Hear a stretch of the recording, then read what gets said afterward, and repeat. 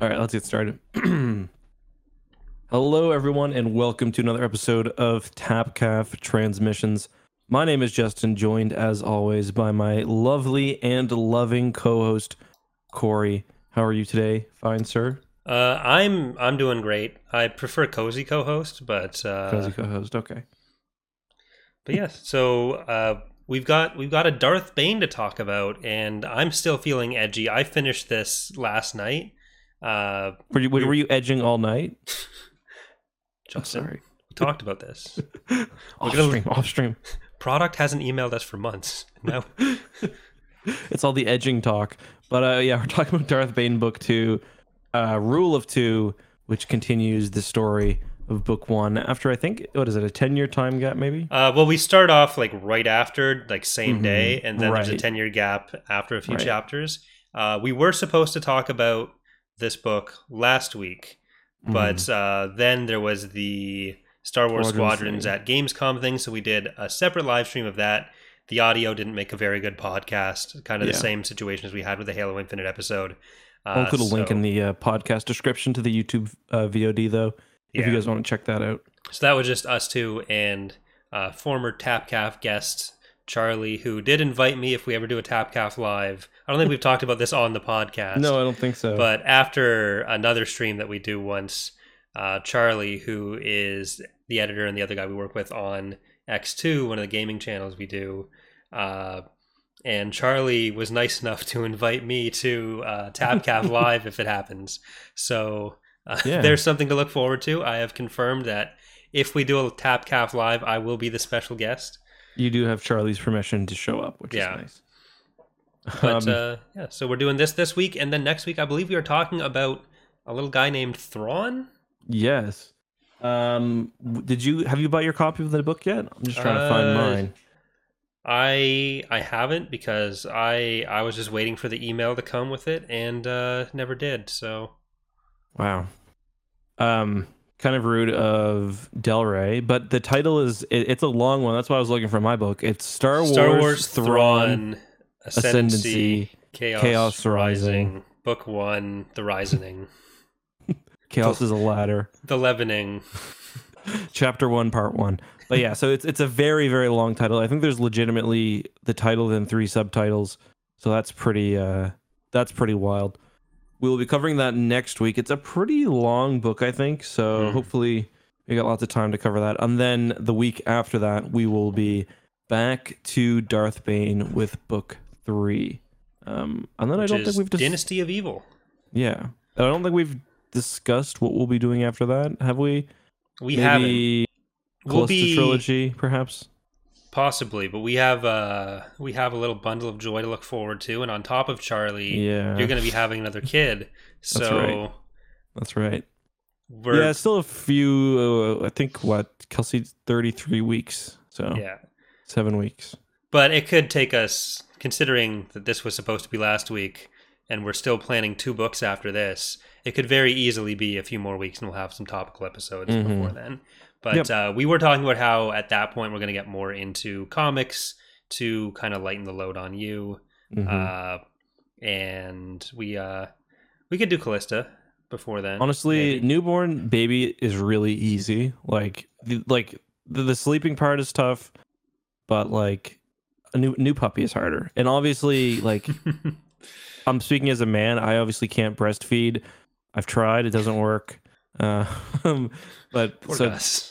But like it's obviously harder if you have to wake up and do that. So I'm not trying to take away from that, but it's a lot of basically when you get a new kid. At least what we do is we basically just like we just nest up. Yeah. And so I think I'm gonna try to take 2 or 3 weeks off from everything, but then after that it should be pretty much back to normal. Yeah. So with that being said, is there any topical news you wanted to discuss? I'm trying to think if we've really gotten anything. Confirmed Mandalorian's coming out in October, which is nice because I was a little worried. We were going to be doing an episode on the Mandalorian trailer that we were absolutely sure. Right? Like I was told by you that you had 100% certainty, definitely coming out that day. Listen, this is exactly how I remember the conversation going. Is that Is that not what happened? No, I relied on the influencers and the insiders, and once again, I was led astray. And I relied on a specific influencer and outsider. I don't claim to be either of those things. You don't claim to be an influencer, but you are. So, Yes. like, you even went on TikTok. So, come on. Listen, X2 went on TikTok. It's mostly Charlie's jokes. Anyway, I wonder if we'll actually get a Mandalorian trailer though. Like, it seems kind of weird that they haven't dropped anything yet. Yeah. There's been a lot maybe of Disney a teaser news beforehand, but yeah. I was even watching like Nintendo Direct, maybe see if there was something that was going to drop on that, but it was all Mario. Yeah. Yeah, because usually like they often will drop stuff during NBA playoffs because, there's a lot of people glued to the TV, but ratings are down, so maybe there's just not been a good point for them to drop it. Who knows? And there's been, a lot of good and bad news because there's like right now Disney's got I think they're pushing Mulan pretty hard on Disney Plus. And to be honest, like this isn't a cable show. People are on Disney Plus, so it's like already. Yeah. So it doesn't really make sense to compete with yourself. So they'll probably wait until the Mulan run is down, and then of course there is the unfortunate passing of the actor from Black Panther, Chadwick Boseman. So that could have interfered with plans. Hard to tell. But yeah, I'm excited for the season. Yeah, should be good stuff. And we'll have episodes then. We'll have the long-awaited television overview episode at some point, maybe. We keep wanting to do it and then kind of putting it off because we're that kind of people. But yeah. But Darth Bane. Yeah. What do you think about him? I was telling you before the stream that I took one note for this book, and it was getting a headache to own the libs because obviously not owning the libs, but it's just like, that meme where it's like doing whatever to own the libs. It's like Darth Bane has this really bad sort of like migraine after experiencing the thought bomb at the end of book 1. And he's like, I could heal myself, but that would be some Jedi shit. So it's like, he's not really having a headache to own the libs. It's having a headache to own the Jedi, which I thought was pretty funny. Yeah. Overall, though, this is kind of more of the same as the last book. I don't know whether I would say I enjoyed it more or less. Obviously, a lot more is we follow Zannah a lot more in this book, which is kind of a nice change of pace. But on the other hand, we don't get like the same. The last book is interesting because it has like 3 or 4 kind of main sections and big time jumps. We get the first bit where he's on Apatros, then he's with the Sith army, then he's on Korriban, and then eventually he's the last little bit he kind of breaks off from the Sith. This book is, I say, has less of a clear kind of different acts like that, but we do get different perspectives. So we've got Darth Bane, we get Farfalla and Johan, and we get Zannah. And I say we really actually don't get a whole lot from Bane's perspective. Yeah. I guess it's really just the first little bit when he's getting his armor. Yeah, like Bane doesn't do much of anything in this book other than like we know he wants to make the holocron, but he's been kind of stuck after getting Orbalisked on Onderon and Duxon. I guess it's Duxon where he gets the actual Orbalisk on them. But then he's like, that's before the time jump, then he's kind of sitting there getting more covered in Orbalisks for 10 years. Yeah. And it's like, he just wants to make a holocron, fails at it a bunch of times in 10 years, gets Zannah to go get supplies, then he goes and kills some Jedi on Tython. And that's kind of what Bane does. He doesn't really accomplish a huge amount in this. No, yeah. So it is really Zannah's story, and then I think he's more just kind of like a lurking presence, like behind everything that Xana's doing. Yeah. What did you think of the Orbalisk armor? Because that's kind of a big thing of Bane's for a while in this book. Obviously, he's got it off by the end, but it's kind of just like, to me, like that's maybe like a bit too much because he's already like he's already invincible, super strong, super badass, and he's got like, spooky crabs on him that make him impenetrable to lightsabers. That's about the edgiest I can take from Star Wars. Like the super anger impenetrable armor. Yeah. I did like how he literally flies from the moon of Duxon to Duxon, though. He's on like the dragon, and he's like, Yeah. he just like forces it to fly through the brief bit of vacuum. I thought that was pretty cool. Yeah, that's a big part of the comics and stuff where it's introduced as well, like the Mm-hmm. joint worlds with Mandalorians and stuff. The Drexels, I think, are they called? Mm-hmm. Am I Yeah. getting Yeah. one of the letters wrong there? Maybe, um, Sounded right to me. but yeah, that is there. We talked about this a lot in the last episode, but there's a lot of kind of RPG elements in like Mm-hmm. in the Darth Bane books where like they do very much read like just an after action report of like a Yes. KOTOR battle, Mm-hmm. and like the classes of Jedi and Sith are there that are usually just taken as a game mechanic to There's turn into one scene actual in this, things. especially. Yeah. Bane Sorry, I used mean, his the force stasis button was used on me. He failed Bane his spun his saving throw. lightsaber to clear all cute actions.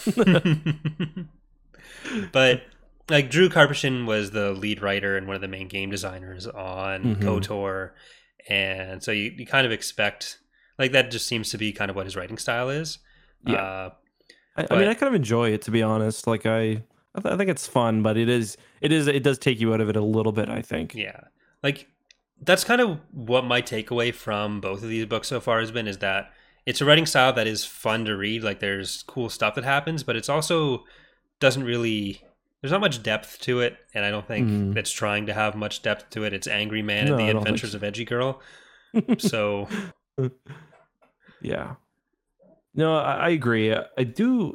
That's why, like, I kind of did find the Jedi sections of this book to be a little bit almost like refreshing, because I mean the Jedi aren't exactly nuanced either. They're like, no. especially someone like Farfalla. Um, but it is nice to get away from just like the pure edginess. And I will say Zannah is a bit more kind of morally gray than Bane, although she still is evil. Even when she grows up, there are moments where like she kind of maybe not considers leaving Bane's service, but like thinks about what her life would be otherwise, Yeah. which is more realistic than Bane, who's just like mad. Yeah, and so there's some attempt to give Xana a bit more depth uh than what she ends up having. Because at Hmm. least Bane, we get that early section of him, like how his background on the mining colony kind of turned him into who he was. Yeah. But with Xana, she gets upset about the loss of her cousins and then the bouncy guys. But Hmm. then she's with Bane for like a day at most, Hmm. and she uh, like blows up Tomcat's hand technically Hmm. to protect him, but there was also that considered like this is one of the first dark side things she does is blow up the hand of one of the people that she got angry because she lost, and then Hmm. finds out he's alive. And like there's almost no consideration for her about anything other than just following Bane. Hmm. And like they try to portray it as like her big thing is that she doesn't want to be alone, with the conversation with Tomcat slash Daravit towards the end, Hmm. where you don't have to be alone anymore, I'll be with you, that kind of thing. Hmm. But considering that she had that option before, she seemed to have like, even if she couldn't just run away from Bane at that moment, there was no thought for her of that being a thing, and we never see any of that again. And then uh, one of the first things Bane does is just, again, they've known each other for a couple days when they leave Rusan, and he Hmm. tells her to make her way to Onderon. He just ditches her. Yeah. So, like, she's just been introduced to this Sith cult, essentially, joins Hmm. it willingly because she wants this kind of guardian figure, I guess. But Yeah. then he abandons her as well. So if you're trying to set up the motivation as like she's with Bane because she has this fear of abandonment, and he was someone that offered that to her or offered a way away from that to her, then I don't know. There's just some stuff that doesn't really work out there, and Hmm. it almost seems like an attempt to add depth there that shouldn't have been there. Yeah. I mean, I think a more interesting approach to take with Xana is like she just doesn't read like a 10-year-old, you know what I mean? Hmm. Like at the beginning where she's just like cruel and like acting out of fear and killing those Jedi, like that makes sense and I understand that. Yeah. Or even brief anger, but to have this sort of like permanent dark side aura like among you always doesn't really make sense. That's kind of why Anakin is more interesting, or Jason, Yeah. because And now, not everybody has to be a fallen Jedi, but even if she is a Sith, I would have liked to see her kind of more like her mind kind of dominated or changed by Bane, who kind of sensed her power, and then because it's like Bane's expecting to get a powerful apprentice who's already kind of Epic. who's already epic and into like the dark side, Yeah. which is maybe a bit too much to ask. Yeah, well, she kind of meets all that and hasn't, like, I guess she's been using the Force forever now, through Daravit, but she's already super powerful, blowing up Jedi and blowing up other people and then shooting soldiers within day one of her training. So, like, learning very fast. Good job. And giving her cousin her powers too. Yeah. Yeah. That's why, like, I posted Darth Bane as the biggest Mary Sue in Star Wars on Twitter. Got a lot of comments. That's all I'll say. I mean, a lot of people did agree. But yeah, what did you think of the new characters? We get Johan, who he kind of has an interesting plot, I guess, or an interesting plot arc. He starts off as he's Hoth's apprentice, and then he goes down and he kind of sees evidence of Bane in the aftermath of the 7th Battle of Ruusan, but Bane kind of successfully hides for 10 years, and then later he goes with the Jedi to confront Bane after having done some things in the meantime, like protecting the current Supreme Chancellor, or sorry, a former Supreme Chancellor, and then in the end he just gets killed, which I thought was kind of interesting. Yeah. So I don't know if there's much more Jedi stuff that shows up in Dynasty of Evil, because all the Jedi characters are dead now. But I guess we kind of should have left a a message before they left. Like, they did. I think they did leave a message that they were going. Oh yeah, because the Jedi, right? The Jedi show up afterwards. Yeah. Well, Zannah was even talking about when she was dealing with her plan to kill off Caleb and Daravit, or make Daravit look like he was. Yeah, I forgot the Jedi came back. Like, she was saying that they would already be aware of the fact that Farfall and them went to Tython. So the Jedi are aware that there are Sith somewhere. Because I was thinking at the same kind of thing when that first I was like, did they just get on a ship and leave without telling anyone? Yeah. But I thought the ending was pretty fun, actually. Yeah. Like the way that Zannah kind of gets around, like she ties up everything very nicely because Bane's still recovering. So we're skipping around a lot and it's kind of following the natural conversation. Sometimes when we do Tapcaf, we follow the plot. This time probably makes more sense to follow the discussion. But so Bane's been pretty much nearly killed in his battle with a bunch of Jedi because his Orbalisk armor has died and is killing him with it. And he's basically recovering under the tent of the healer, who we meet in the first book. And Zannah basically, it's her cousin, right? She drives insane with her Force powers. Yeah, it was Daravit / Tomcat. Right, and then she kills. I forget to. And then doesn't she chop up? She chops up Caleb, right? To make it look like Daravit did it. Left him with the lightsabers of the other Jedi, and basically made him seem like he butchered Farfalla, Saro, I think that's her name, Johan, and Warrer. Like, this random guy was all like, I don't see how anyone bought that. I really don't. Yeah. Like, just dark side dangerous is the explanation we're given. It's like, no, this was literally your best lightsaber duelist, your best battle meditation dude.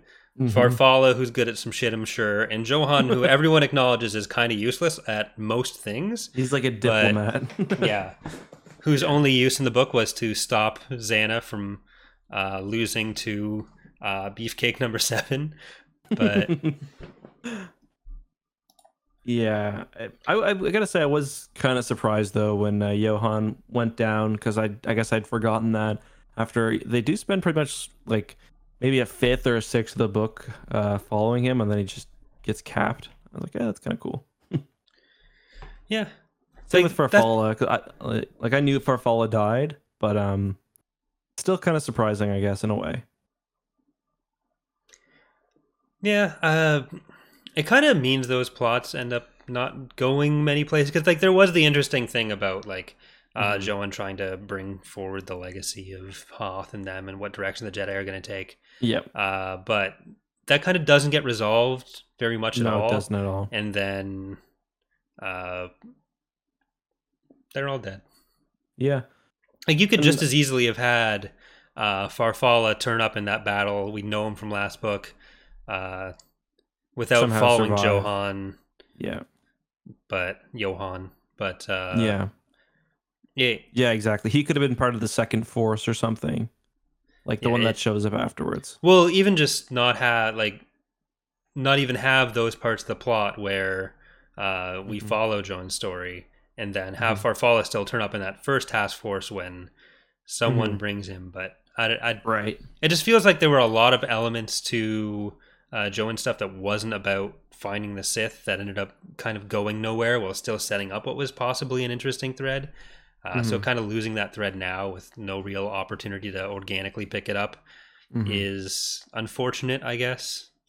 Yeah, especially where I don't know about you, but really prefer the scenes where they're like in the greater galaxy mingling around. Like I liked when Zannah infiltrated that radical group. I thought that was kind of Hmm. interesting, and I like the stuff with the Jedi Temple. And it will be a shame if we lose that. I haven't read book 3 for a very long time, so I don't really remember. But Because I think book 3 is more because like Xana and Bane split up. You've got Set Hearth. I think mhm. he's in that, and like it's Cognis as well because Bane is training Mhm. Cognis, and then Xana ends up killing Yeah. Bane. Yeah. So I think it's just split between the actual Sith next time. I don't think there's Yeah. much else. Just too bad in my opinion because those parts can get kind of boring. It was all right, I thought, with in book 1 where Bane's an apprentice and he's got this big Sith kind of structure above him and he's working his way through it. I thought that was Yeah, interesting, but where it's just a lot of hiding in the shadows and trying to make holocrons and stuff. For me, a little less compelling. yeah. Like, does Bane ever have a good idea? That's another thing that kind of stuck out to me, where like his plans for how to take down the gal. Like the thing about setting up the organization of spies and stuff. Yeah. That's good. Yeah. We got like a paragraph of that in a flashback of them on Tatooine meeting a Mun. Hmm. So points to Bane there, but Yeah, like the idea that this little separatist movement or whatever is going to take away heat from the Sith, yeah, like especially when that they seem to be killing them off before they get any steam. Like this is four guys in their on mom's one basement. planet. Yeah, exactly.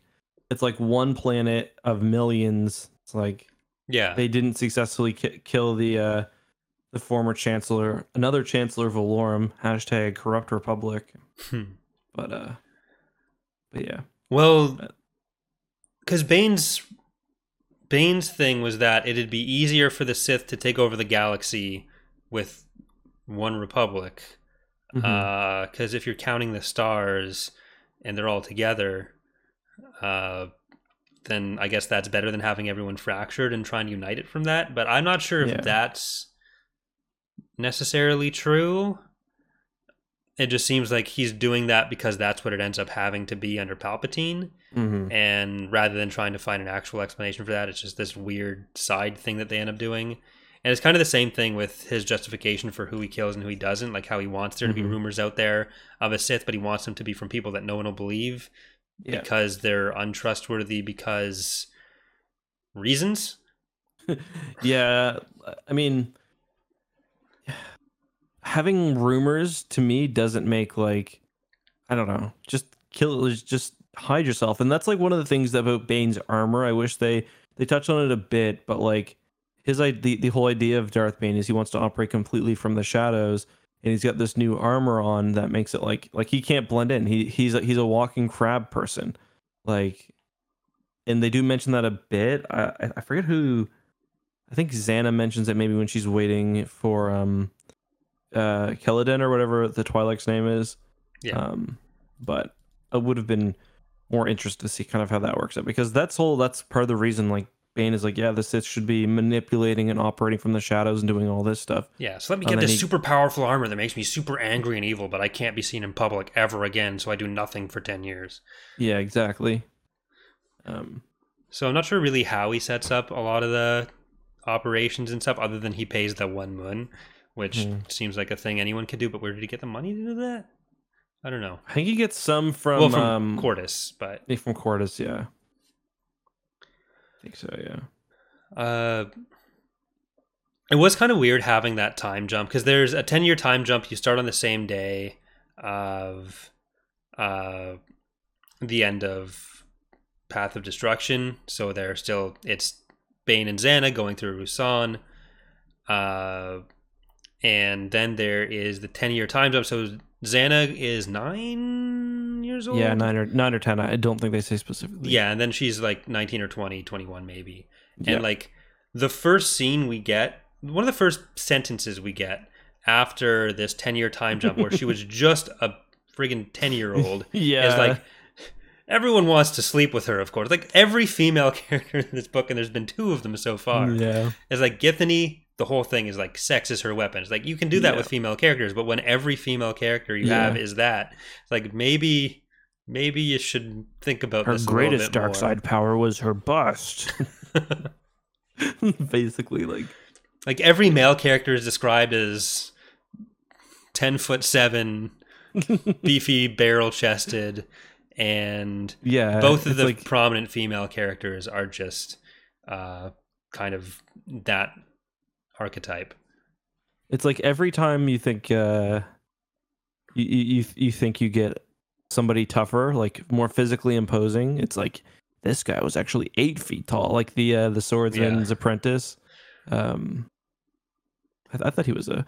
So do you want to talk about that battle, because that is a big part of the book? I know the duel on Tython. Yeah, we're kind of jumping around a bit, but that battle is one that I remember reading that and thinking about the conversation we had last time. That battle is straight out of something like the Old Republic or KOTOR, because they've literally got a someone buffing the team. Yeah.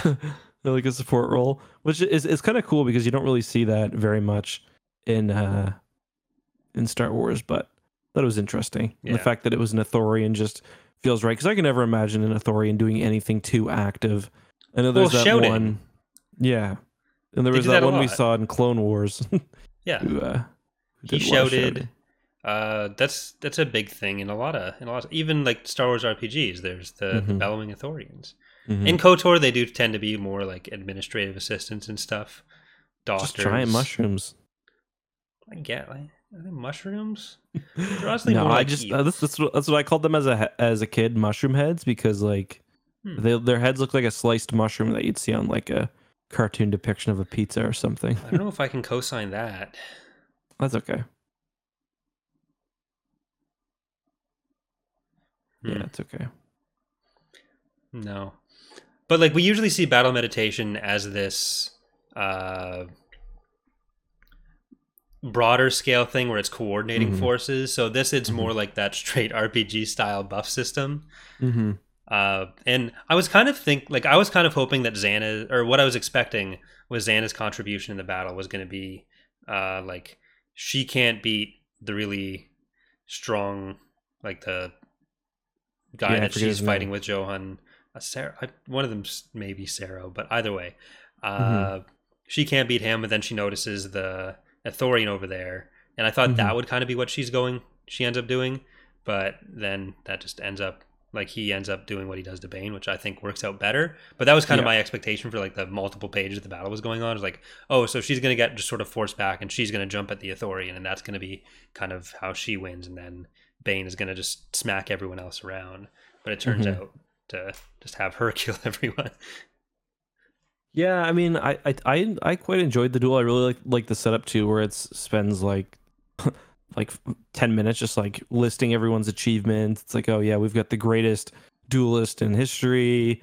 We've got Farfalla. We've got all these characters, but like to me, the battle is kind of taken away by Bane's armor. It just doesn't make it interesting when you know that he can survive pretty much anything. You know what I mean? Yeah, like Johan is kind of portrayed as the incompetent one of the group, or not he's not incompetent. He's going up against. He's out of his water, or out of his depth. Yeah, he's a diplomat. Yeah, and he sees the thing with the hands not being covered, so he goes for it. He manages to slice Bane's tendon, and within like 30 seconds, Bane is less than that. Bane's hand has basically sewn itself back on. Mm-hmm. Yeah, it's not super interesting. Yeah. But I do like I think you mentioned this too. I do kind of like the conclusion where he like he zaps himself to death almost. It's like a very very Sith way to go, and once again using the stasis field. Did we get there was the fight where Zannah brings her apprentice from Sereno with the other Sith assassins from the Umbara and Hanagar academies. I think it was Right. I think it was Umbara specifically, but Yeah, whichever. Umbara assassins. Yeah. Where they have the Force pikes and they end up trying to fight Bane, and he gets like the million volts of electricity from the Force pikes. Was there something in that hinted at the Orbilis kind of responding negatively to electricity? Because I think that would have been... Yeah, I didn't even really think about that. Because that's what ends up being their weak side. Yeah, because I do think he like gets knocked to one knee or something, which for him is like a big deal when he gets hit by like 6 of them at once. Yeah. Other than that, I don't remember that. That was an interesting battle, and that was kind of like the whole idea of Bane's armor is like it does feed his anger, but like then he almost kills Zannah because he gets like red-eyed and he can't even think properly. Yeah. Do you think that Zannah really thought that her apprentice could help, or like was she really just doing what she said? I think she was being honest. Like, I think that was her intention to get the holocron knowledge, and because I don't think she might have expected with the help of the of all of them, maybe she could have won, but then she would have had to actually do something in the battle, which she very explicitly was not. And she was even surprised when Bane attacked her, because I guess she thought that Bane would pick up on that, and he was very dumb in this book. So yeah. Well, that was like, to be fair, that was like Bane's worst nightmare. Was like he formed the rule of 2, so a bunch of weak Sith couldn't come together to take down a strong one, and that's like pretty much almost what happened here. Yeah, and like the one kind of through line we get in the book is that Zannah really does respect Bane, or understands that he has all this knowledge and power that she doesn't. So she's very that's kind of why we get the thing at the end where he's like, "No, just kill me and leave." But she wants the network. She wants the extra knowledge he has. So I think her moving against him that early was definitely not her intention. I think she thought it would be so obvious that she wasn't, that even Bane would pick up on that when he's getting attacked by these 16 people, or 7. But yeah, I do like how I forget his name. Hetton just like gets annihilated. He's like kind of been training, like he's been poking around the dark side, and then he's just like, no, you're kind of shit, actually. Yeah. Sorry, go ahead. Well, I think Zannah really just saw that guy. Like, she would never have thought of Hetton as what her Sith apprentice would be. I think it was really just like, look at this information repository you have. This is mine now. Thank you for loading it onto this data card for me. Yeah. Then there was another fight too with I'm trying to remember. Oh, when Johan's trying to protect the Chancellor, he almost dies to just a not Force sensitive being, just a guy with a vibro blade, which I thought was kind of interesting because he really is out of practice. He's basically been protecting the Chancellor, the ex-Chancellor, for a decade at this point. Yeah, his skills have really atrophied. And I do kind of like the explanation that, like, if you're being relentlessly assaulted, you can't just, use the Force as a get out of jail free card. It's like you need to concentrate. You need to concentrate, have mollusks on you, and well, like, and that's like the thing. Like, Bane could probably use the Force in that situation because he feeds off the anger, but Johan needs like he needs the calm and serenity and whatever else. Yeah, and like even before then, he wasn't. Like, he got assigned to be Valorum's bodyguard within a couple weeks of him getting his lightsaber. So his actual training with it would be kind of limited. Like, yeah, and he even admits like he's hardly been practicing. Yeah, they didn't send their best and brightest. No, they didn't. And then he just basically yeets them both into the ocean, and it's... Wow, it hit your neck instead of mine. Thanks, Force. Yeah, and then does nothing in the end. What did you? I guess the other major combat section is when Bane is going into like Belaya Darzu's base. He fights all The the Mecha Beast, Techno Beasts. yeah, Techno Beasts, the Sith monsters. Did you enjoy that part? Yeah, I was kind of picturing the whole time that That one image from the no, that the Techno Beasts were oh. also dancing to techno. Like that was actually what she used to turn them into the Techno Beasts. Every It's just single one of them is a centuries of beatbox. yeah. So I know you don't play League, but there's a character called Cho'Gath who has a skin where his back basically has these giant speakers on it, and he just plays music. And I was kind of picturing that, and I thought it was pretty epic. It's like there's like three occasions where two or three occasions where Bane would have died in this book had he not worn the armor. There was the he almost dies when he's fighting on those beasts, the Drexel.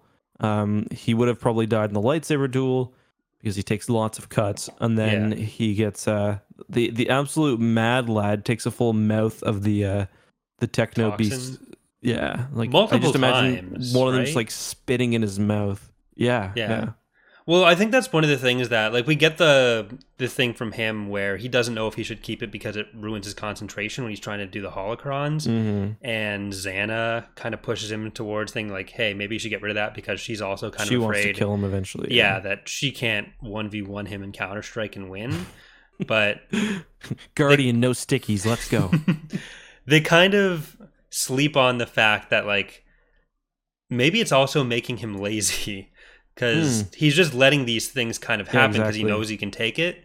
But when I'm kind of interested to see if in Dynasty of Evil, when he kind of has to go back to being like actually good at fighting instead of just like pure brute force because he can't be attacked back, which Zannah comments on a bit in the Typhon he just goes battle. fully aggressive. Yeah, because like in the Jedi don't have to worry about or aren't able to do that because they have to worry about like things like getting hit in a fight. Getting cut. Yeah. And so I hope there is a bit on that where he has to kind of relearn and have some level of not necessarily caution because that doesn't sound very Sithy, but at least like understand that he's not covered in impenetrable mollusks anymore. Yeah, and I mean, I think he was also being psyched out by the fact that he was assembling the holocron incorrectly. Because he thought that the things are screwing with him, but it turns out he just wasn't using the right technique. He was using the capstone to do the wrong thing. I hate when that happens when I'm putting together my holocrons and I have all the right parts and I'm focusing on them properly, but the capstone just isn't doing what it's supposed to be doing. Wrong incantations. You didn't light the right candles. The incense was burning wrong. So actually, go ahead. I was gonna say that's one kind of strange thing. Not strange, but it's always interesting to me how Star Wars handles like magic, like or Sith sorcery.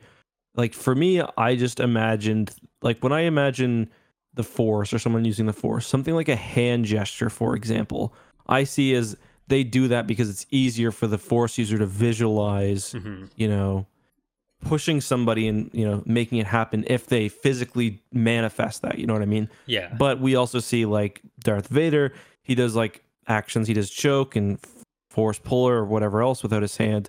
So like when you get to these like Sith sorcery like spells basically, and Zannah does one as well when she like her mind break spell. I don't know how I feel about it having to be this big intricate thing. Like it makes sense for like night witches. Maybe they just don't understand that they can do it the other way, and because they believe they have to do it this way, maybe that's why. But what do you think about that? Well, that was what I was going to bring up, where it's like usually in Star Wars or in other places they'll talk about like force magics or magic, and it would just be a different view or different orders kind of structure of how they interact with the force, like the Night Sisters, where Zannah acts in a lot of situations like she's like essentially the white a Night flow Sister. or whatever. The white current. White current, yeah. The white flow was something else. Well, white current's not much better. No. It's not better. No. Yeah. But yeah, where like this is one of the places that kind of combines it, where there is the Force, and then the magic is it's a specific subset of the Force, rather than just being another name for the same thing. Yeah. So like what Zannah does with the nightmare force ability that she spec'd into when she hit level 6, I think. Yeah. That's She saved a fundamentally lot of different from points. She Mind didn't. Trick. Yeah. Yeah. She And you didn't have to make spec sure out your until mana pool is sufficient when you're getting into the fight, because she did run out of mana in that other one. she was smart though. 'Cause she didn't use her force points until she got to Dantooine. Yeah, because you And unlock she extra abilities, and well, there's some microtransaction stuff now with that. But well, she didn't want to put things into like computer hacking or whatever, so she yeah, saved her skills and put them in wisdom, and then she also got to unlock the extra force powers. So pretty yeah. epic. I thought it was kind of overpowered when she was talking about her lightsaber, and she gets to make a second attack each turn. It's kind of like monks. It's kind of bullshit where like they get OP and then yeah. Oh my god. And I think the Achani master, she spec'd into Sentinel, so I think she's a monk as well, because like Bane wasn't able to move past her without an attack of opportunity to get to war. Jesus Christ. We're getting deep into the D&D jokes here that you've never played. So. Yeah, I'm starting to. I was just keeping it to Kodor, which I know uses the system, but like I was starting to fall asleep. Like I was looking up other things. I was checking my email, sending no tweets. Just applied for a new mortgage. Wow. YouTube's really going that bad, eh? Yeah. No, but I forget what I was gonna say. We'll come back to this when we do our D&D campaign. Mm-hmm. Star Wars. Our Edge of the Empire Tabletop. one shot. Yeah. We will be doing that soon. I'm finally able to actually read the rule book and figure out how to use tabletop sim, but it's gonna be epic. I just gotta get the time that works for you, Charlie, Mark, and Shaq all at the same time. Shaq's gonna be the one to wrangle. I was gonna say Shaq's gonna be the hardest to get together there. I think me and Charlie will be pretty simple. Yeah. But yeah, so we like the force magics, but we think it's weird how it's structured here. That's basically both of our takeaway there. I did like the force insanity, like when she used it. I thought that was kind of cool. She just destroys his mind, and he's just like becomes a shell on the floor. It's like, fucking got him. Yeah, like I like the way it was presented. Like I like basically everything about how it was used in the book. It's just I thought that Bane and Zannah being the ones to present it like that was kind of strange that would be part of how their view of the Force is structured. And I just imagine like Hermione, like Leviosa. It's like you've got to put your hand up, down, left, right, A, B. Use Force insanity. Yeah, like at least we get Bane saying like, you're probably going to be more of a sorcerer, and I don't know shit about that, so that's on you. Good luck, LOL. Yeah, it's a cool power though, and it's like, what did he see? I wonder.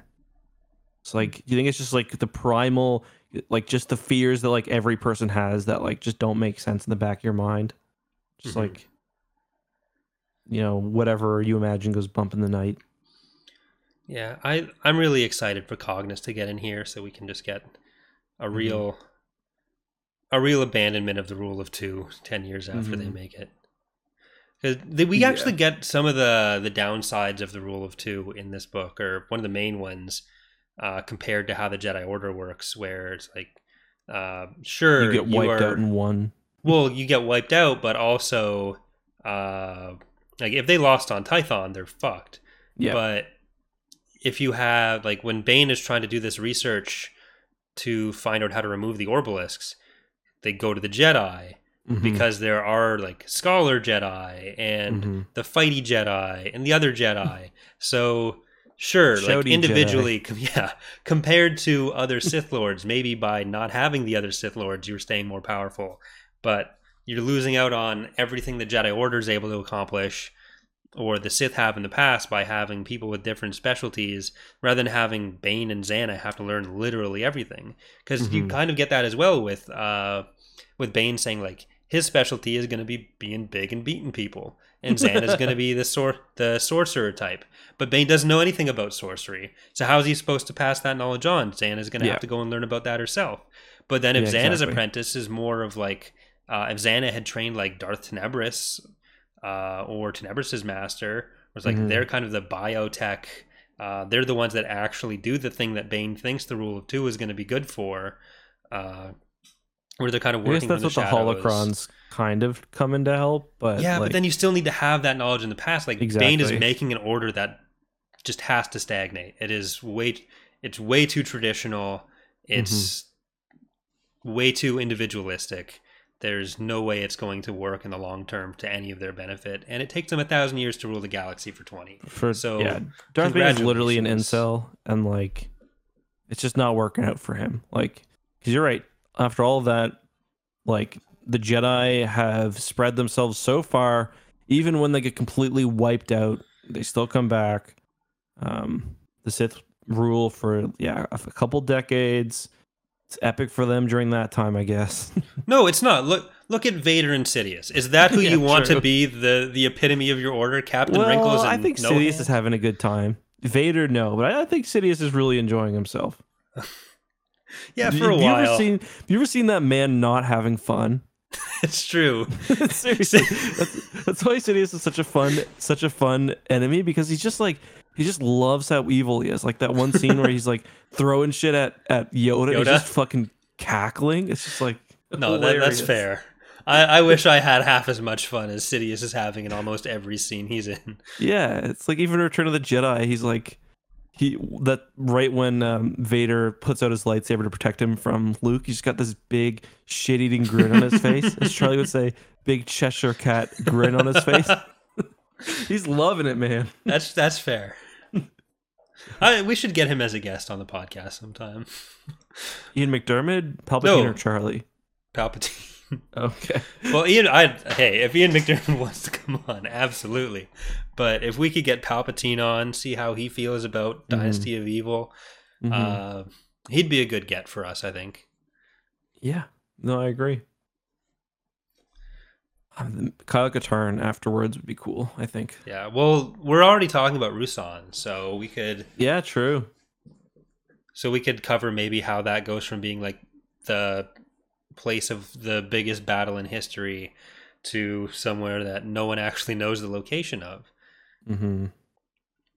Well, yeah, I mean, there's some that's because that memorial was never built, isn't it? That's true. It's why, like, if the memorial at Vimy Ridge wasn't there, no one would know, and like if there weren't D-Day memorials, then no one would know where Normandy is. To be fair, it's been like 80 years, and most people probably don't know where Normandy is. Well, I'm pretty sure armies that were involved have some records of what went on there, and it's only 10 times as long on the same planet, of course, but Ruusan was pretty important, and I mean, we were going to have a statue there. A lot of that you can write down to Palpatine purposefully wiping all that shit out, like when he became Emperor. Well, wasn't the Lost Valley of the Jedi still lost before he became Emperor? Because that's why no one was able to go and free them all from their like 1,000-year torment. I just think nobody felt like it, to be honest. That's possible. Kyle was the first one like, hey. It's like, have you seen that spirit bomb, dude? Shit's creepy as fuck. We just don't go to Ruusan anymore. Khan and Hoth keep trying to talk to us, and we don't like them very much. I do remember there's like a bunch of statues there, so I don't know who built that. I've got to replay play Jedi Knight. So Johan actually, well, now that Derevit wasn't there to stop the production, even though Johan's not alive anymore, the Senate already funded it. So, and then but he was construction manager. Are they just going to find a new person to manage all these droids? Yeah, they get. To be fair, it's a Jedi subclass. Yeah.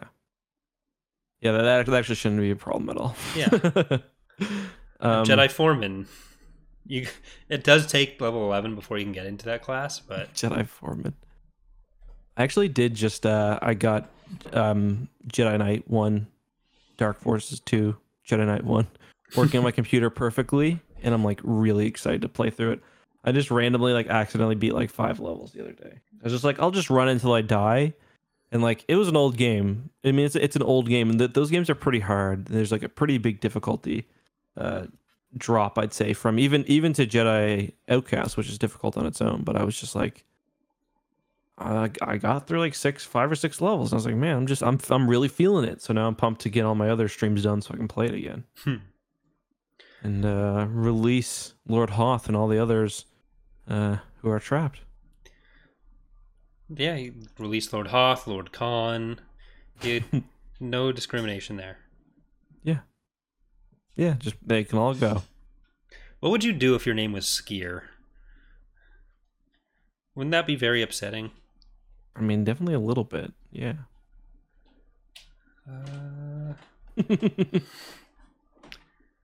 Yeah. So we didn't talk about the actual spirit bomb itself. That was a pretty cool scene where they go up and it's just like, ugh. And then Darth Bane is just like, he goes up and he's just like closes his eyes and just starts sighing happily.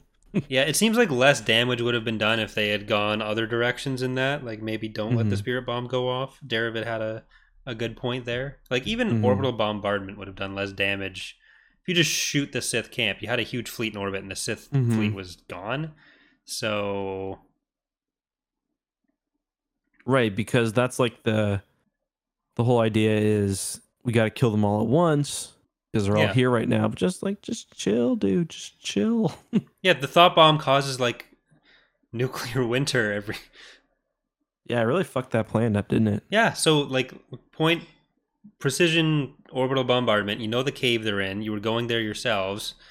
Like maybe it's not as effective or is not as thorough as the thought bomb, but maybe have some security on the ships leaving the planet where you know the last Sith Lords are, which clearly there wasn't because Bane and then Zannah just get out with no problem.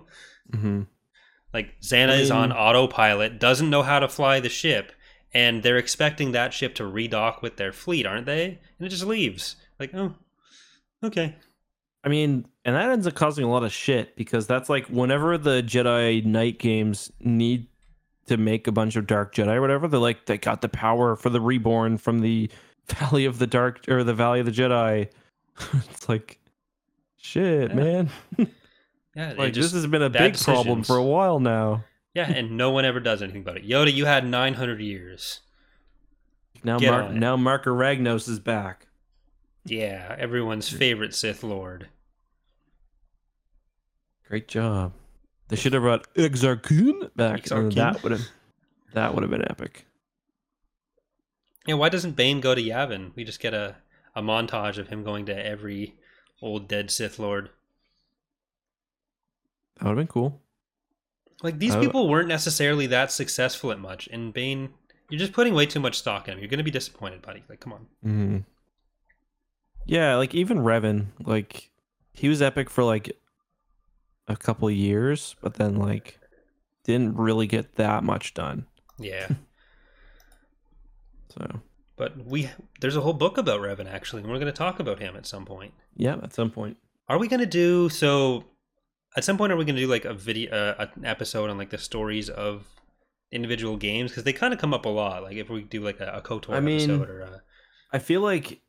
I just recently replayed Rogue Squadron, for example, and you're going to, so we could talk about that. Like, that would probably be pretty cool. Or, like, we're always streaming stuff. Like, if you wanted to stream Dark Forces 2 or something, like, that would be a fun episode. And then we could even have an episode talking about the story of Forces of Corruption's campaign.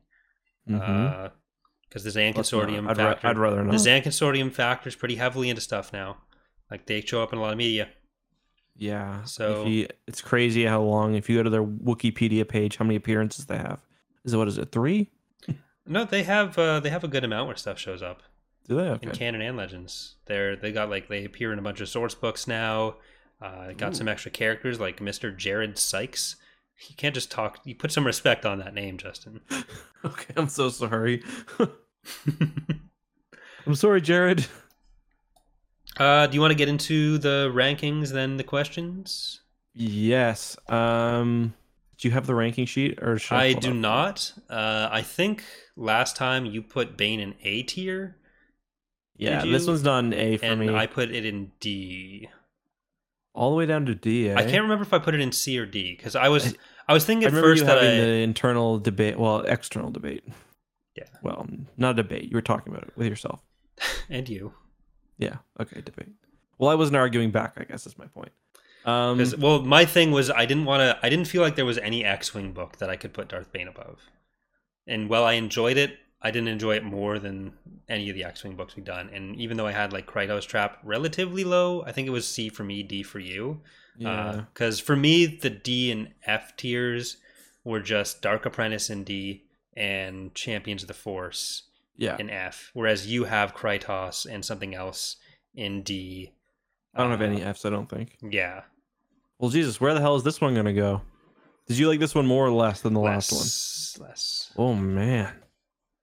Not significantly less. Like it's kind of on the same plane for me. Like if I had it in C last time, then I'd probably put this one in D. If I had it in D last time, I'd probably put this one in D. Still, it's D for me, I think. Yeah, I don't think I'm that low because I do still think it's well written. I don't like a lot of it. I think it's good enough at what it does. So for me, it's going to be a C. I think it's going to go, and for me, it'd be the lowest of the C's as well. Even though I know we're not really doing that, but just for context, like it'd probably be it's probably Bane and this would be high D's for me if that's where I ended up putting it, or low C. I'll probably when we do the re-rankings, I'll probably have a more solid position for them once we've done the trilogy.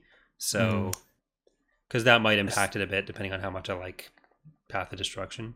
For me, it's the goddamn X-Wing books. Like I struggle with them because there's so many of them, and they all by now are like starting to blend together. It's hard for me to like, especially with especially the Wraith Squadron books.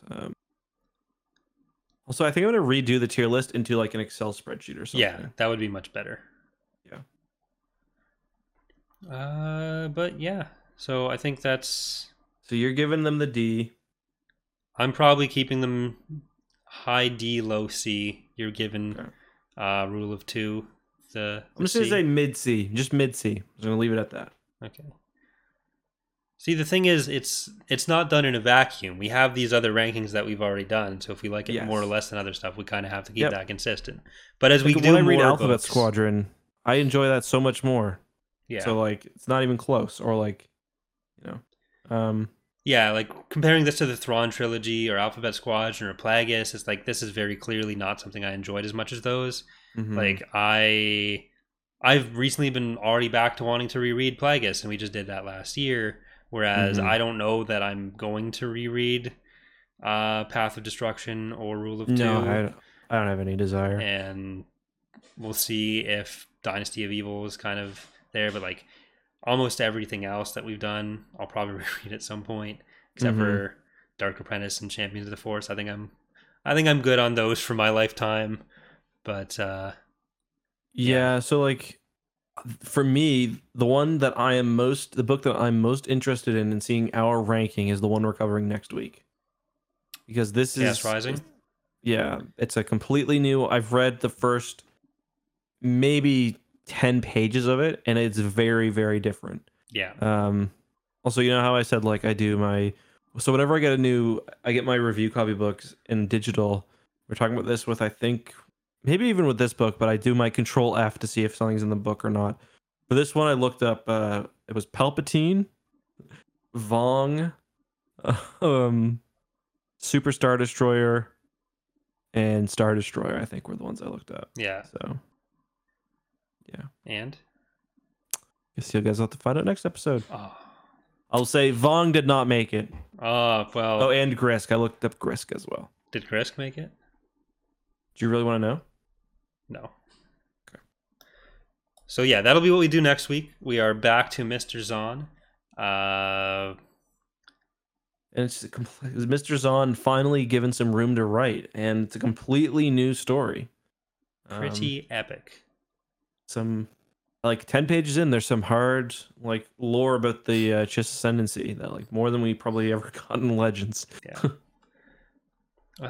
So yeah, we got some email questions since last episode.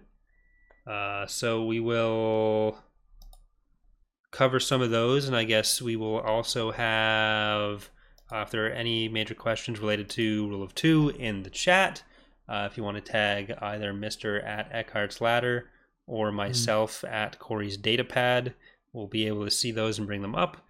Do you have the emails open, Mr. Ladder? I'm trying to get them open now. All right, I'll start us off with It's trying to get me to add the account to Google. So the first one here. So we got an email from John. We're just going to read like the general idea and the questions of the email. We did go through and read the full ones before, but just in the interest of time.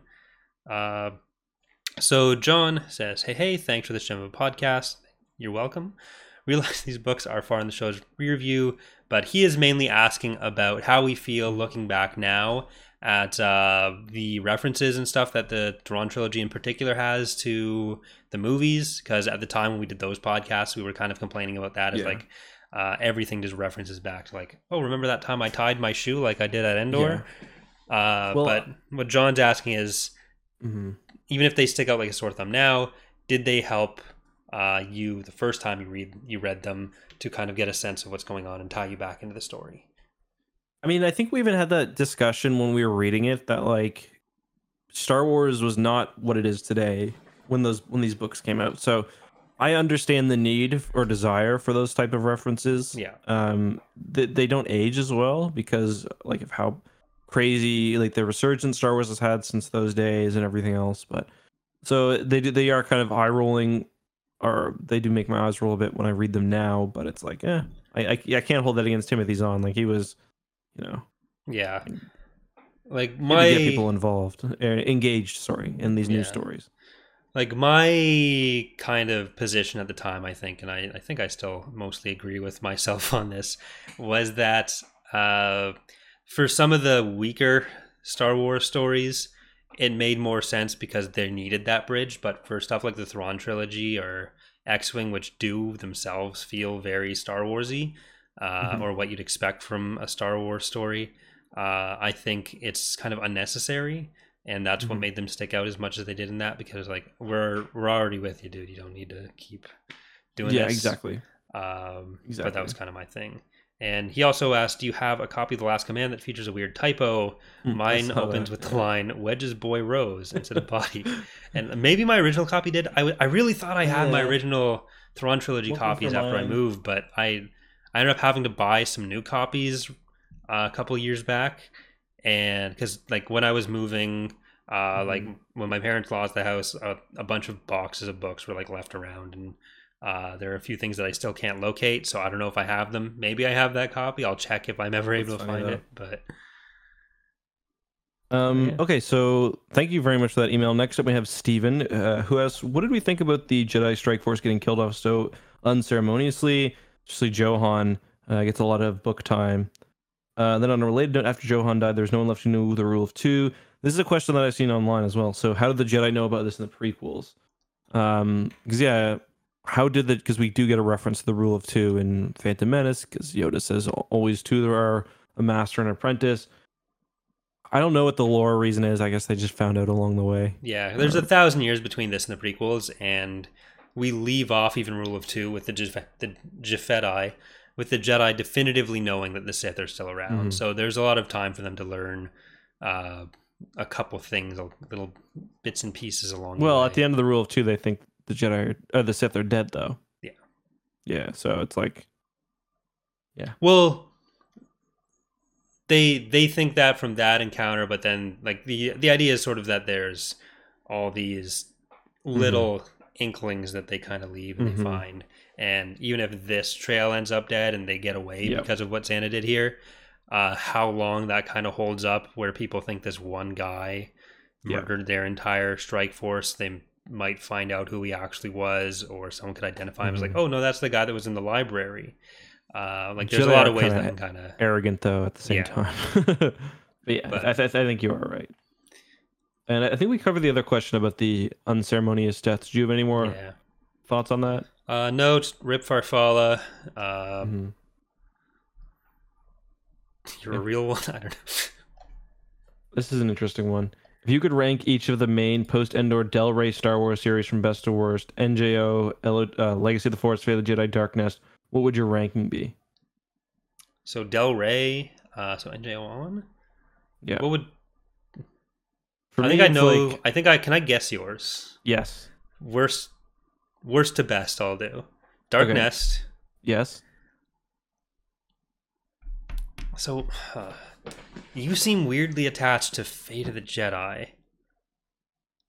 Is Legacy I'm of the not. Force? I You're like not. it, but Is Legacy Legacy of of the the Force Force is after probably my favorite. Darkness? Legacy of the Force. Oh, it's your favorite. So then, Yeah, probably. Fate of the Jedi, NJO, Legacy of the Force. My ranking would probably be from best to worst. It's a Legacy of the Force and NJO are so different, and I haven't done a full read through of NJO, so I'm just gonna call them a tie. Then Fate of the Jedi, then Darkness. What about you? Mine might actually be in chronological order. Okay. NJO, I think NJO to me is kind of my that's my favorite kind Mm-hmm. of era. Mm-hmm. Uh, and like Jason's story as a whole is what I really Yeah, it's like. And great. then, uh, so NJO,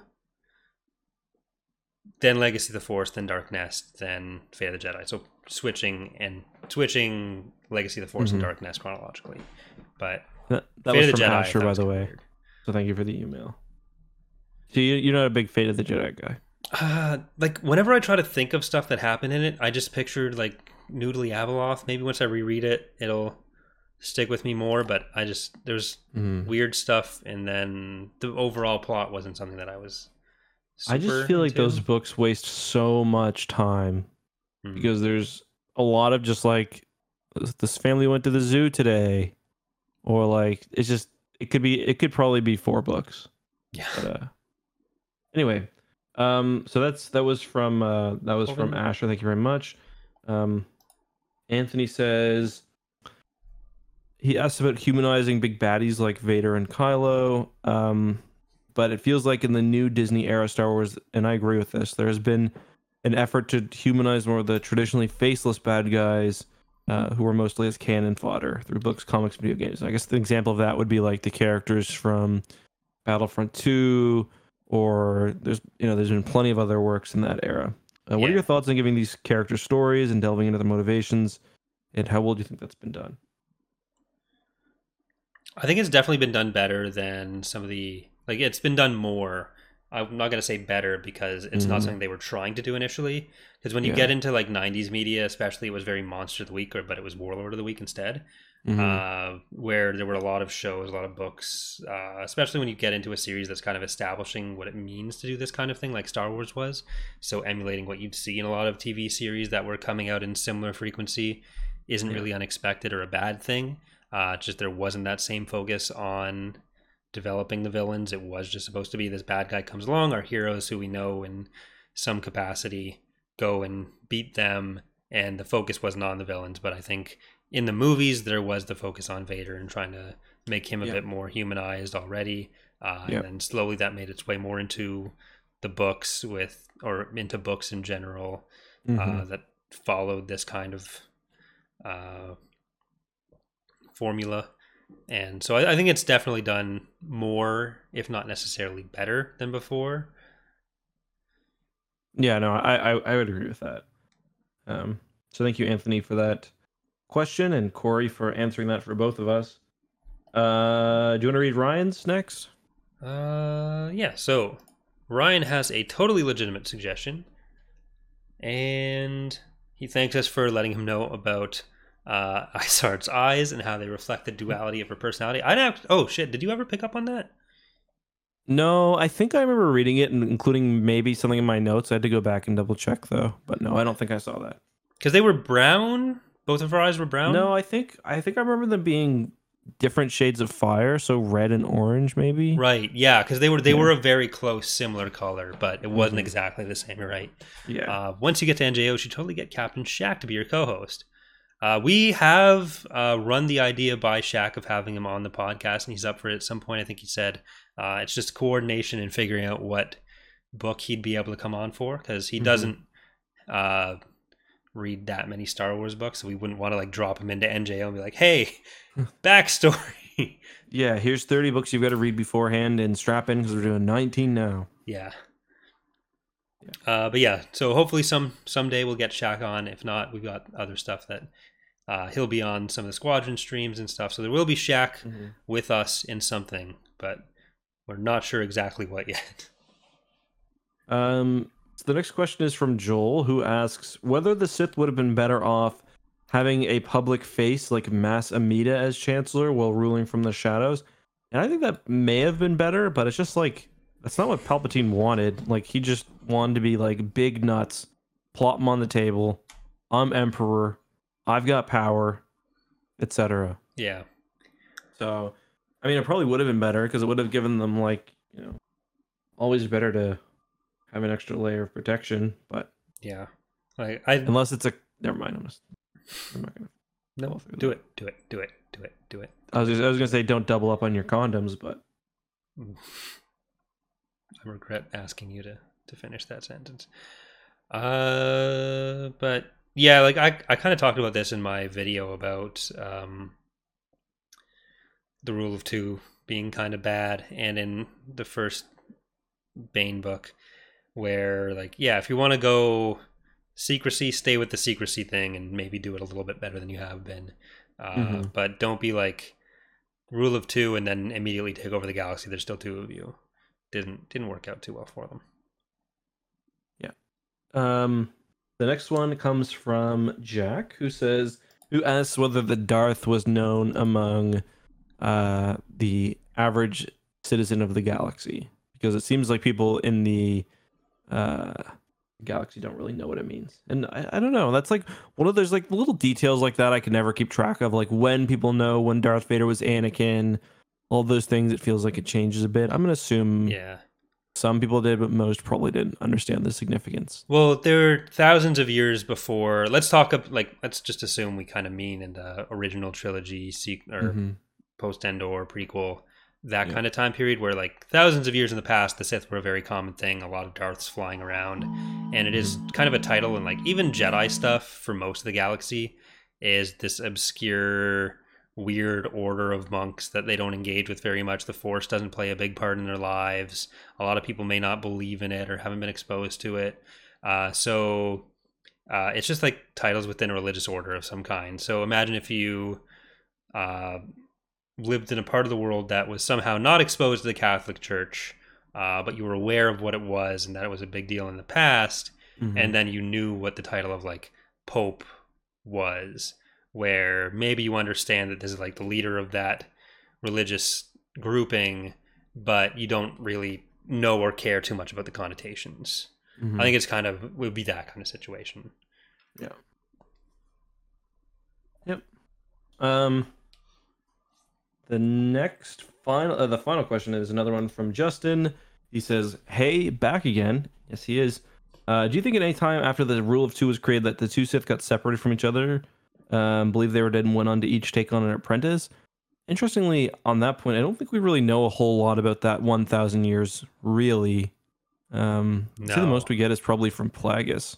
Well, there's the song. You've heard the song, right? Which song is that? You know Darth Bane and Zannah and Cognis Millennial, Ramage and Gayan and Gravid and Tenebris. Tenebris' unknown master, who was unnamed also a Twi'lek. Plagueis, the best Sith Lord. That's good. Also, second, so Bane clearly ignored the possibility that if there are only two Siths, and this is a good point. If both Sith die, especially if it's just some bullshit like they die in space, like you're kind of shit out of luck. Yeah, like this happens a lot, or this almost happens a lot. And for the first part, they don't even have to be separated. They all take friggin' apprentices and acolytes. Like it happens all the time. In the next book, they take Cognis and Sedharth, and they're all still alive. And then you have Venomous. Like no one gives a fuck about the rule of two. It's just the rule of small amounts. It's like how much can you bend it while still technically following it? But like Bane and Zannah could easily have both been killed on Tython. Bane and Zannah could easily have been killed off doing other stuff. Plagueis is almost killed in the explosion when Tenebris dies, and I think Venomous. Yep. Is it Tenebris or no? I think it is. I think it's Tenebris. Yeah, in the mine. Yeah. like this happens a lot, and when the natural expected way for their relationship to end is one of them killing the other, but no one else Right. is supposed to know they're both alive. Like when you have duels, you usually have a medic on hand standing and turning the other direction so that Yeah, what do ideally they no say one about the dies when they winner of need a to. knife fight is the one who dies out at the hospital instead of on the street? Yeah, like the it's not a safe profession. The fact that it lasted 1,000 years and they didn't just die out because they limited themselves to the two, like Hmm. a shuttle malfunction, an explosion. Like there were so many ways for this order to not make it 1,000 years. Plagueis gets almost assassinated, just barely protected by Palpatine. His jaw ripped off. Not Yeah. good. That's a great point. Third, unrelated to this book, what do you think would have been popular starfighters to put together into uglies during and immediately following the Clone Wars? Or do you think uglies were not really a thing until the Galactic Civil War? I mean, uglies were a thing forever. Um, just if you had only got parts to build something, and I think anything that was in mass production, like droid stuff, would have been probably thrown on another starfighter. Yeah. People were putting Um, shit together. Like people do that with cars now. You get the people who put like mhm. a truck box on a Honda Civic and it looks terrible, but they still do it for some reason. People would do that with capital ships. With just every Mhm. combination probably That's his gets. next question. I'm trying to remember, what are there any ugly capital ships? I know that there are some, like you often get mentions of capital ships being put together at different things. I can't think of any Starhawk. specific. What's that? Starhawk. Yeah, I guess. I think that's But as close as we really get. yeah, I mean, like that CR-90 that Wraith Squadron uses is kind Yeah. of a. But yeah, I know there are other occasions where they talk about ships like using parts from other ones, but I can't think of any specifically right now. If anyone can think of any in the chat, feel free to let us know. I think that's it though. We haven't had too many questions related to the book. Are there any that you were spotting? I see one from Cade says, "What ships were in use by the Republic at this time? Is it pre-Rusan Reformation post?" This book takes place during and after the before, during, and after the Rusan Reformations. Yeah, and they were still using the Um, KOTOR era ships. yeah. So there were some other new ones, but they were still using a lot of the ones that were like thousands of years old. But yeah, Rebel One would be a good example of. It's Yeah. kind of like an ugly. It's pretty much just a. I don't know if they intended it, but it looks like a Providence with a It's a Providence with recusant recusant engines. engines. Yeah. Yeah, I Okay. think it is. That is what it is, and then it's got the Okay. fins from something. Yeah. But they're just there to look cool. Yeah. I don't think I'm seeing That's too it. much about it, other than like stuff that's going to come up in the next book. Yeah. We haven't done Darksaber yet. That could be soon. But yeah, I think that's. Loki says too. I will just say the Darth Bane trilogy, both the written and audiobook, voiced by Jonathan Davis, are true works of art. I will say the audiobook is really well done. Jonathan Davis does the narration for all three. He's one of the really really good good narrators. So if you guys want to listen to an audiobook, or if you want to read these books, they are fully unabridged on Audible, which is kind of rare, and you can rent audiobooks from your library as well. They're pretty much my favorite way to listen to books, and I will be listening to Thrawn Ascendancy Chaos Rising Star Wars Book 1 on audiobook as well. And it's like 14 hours long, so it's a bit longer. But I'm looking forward to it. But yeah, that's it. All right, guys. Thank you so much for watching. We will be streaming some Burial Cart over on X2 in about 35 minutes at 9 p.m. Eastern time. So if you want to check that out, you can go to youtube.com/X2, search beer and Mario Kart, and it will come up. Yeah, that's all I've got. Anything you want to end with, Corey? No. Just do that thing you said. I already week. ended the stream. So thanks for watching, everyone. I'm still recording, Justin, so this is going up on my channel, and this part is going to be in it. So it's not all about you. That's embarrassing. It is embarrassing for you, and now everyone knows how you treat me.